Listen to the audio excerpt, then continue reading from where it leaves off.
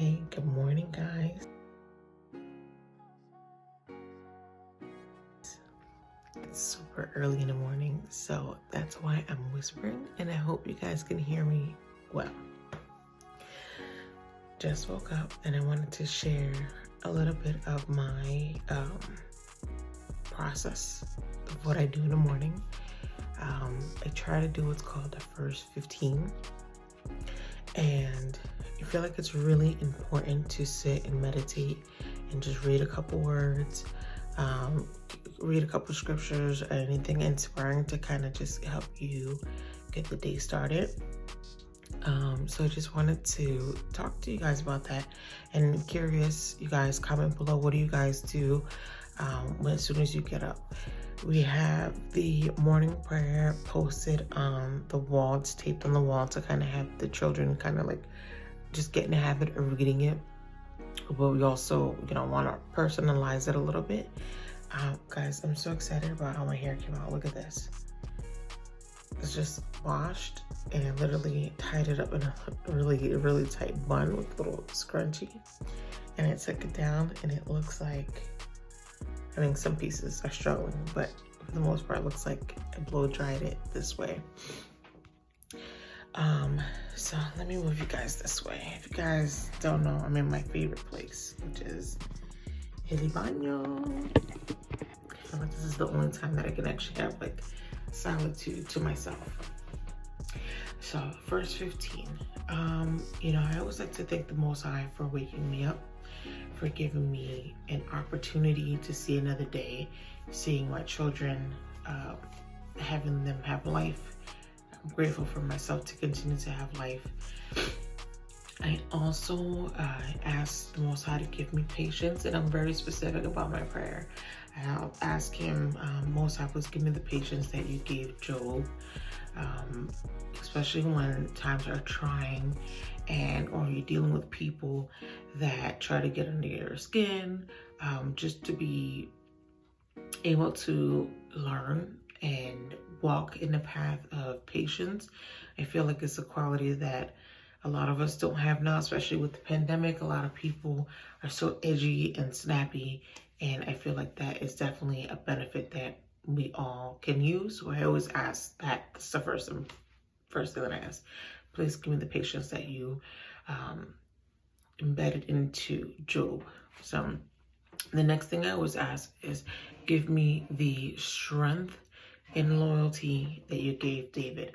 And I say David had multiple qualities. And if you guys read the book of David, he went off quite a few times, but he always knew to go back to the Most High, always knew to go back to the Maker and ask for forgiveness. He's very humble. So when I ask about David, I would say it's like threefold, because I would say definitely strength. David was so strong. Remember, he took Goliath out, little old him, but he used his mind to take Goliath out. And I feel like before you can use these muscles, you need to use this muscle. So give me the strength that you gave David, and the humility that you gave David, because even though David was the king, David took out this big, gigantic bully, he was very humble and always knew to pay homage to the Most High and know that his strength comes from the Most High, that his protection comes from the Most High.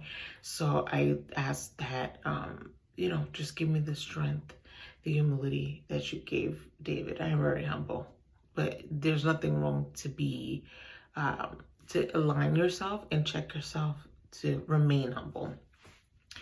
And then last but not least, I always ask, just give me the wisdom that you provided Solomon.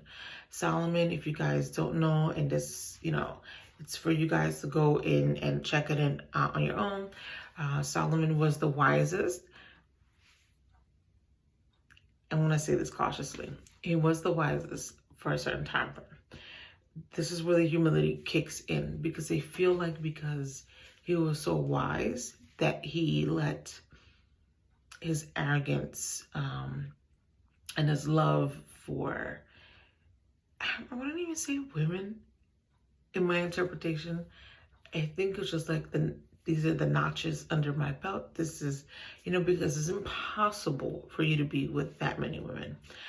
But, the Most High gave him certain orders and to stay away from certain people, because they knew that he knew, the creator that created us knew that those individuals would turn his heart away from the Most High. And I don't know if he was just like, well, I'm wise enough, I know what I'm doing, and continued. And then we see how that story turned out. If you guys don't know, definitely I encourage you guys to read the story of Solomon. But for a point in time, he definitely was the wisest. And if you guys don't know, Solomon is the son of David. And he was able to rule very, very justly.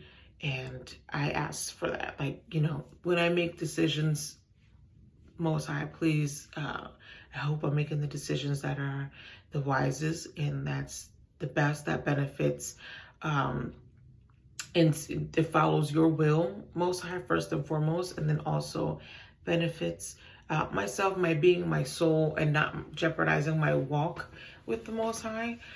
So we see the prayers, like, even though it's every morning, it of course I go into covering, like, please Most High, cover my family, my friends. I don't really have a lot of friends, to be quite honest. I have a very small circle, but just, cover a lot of people. Cover my family, cover my mother, cover my sisters.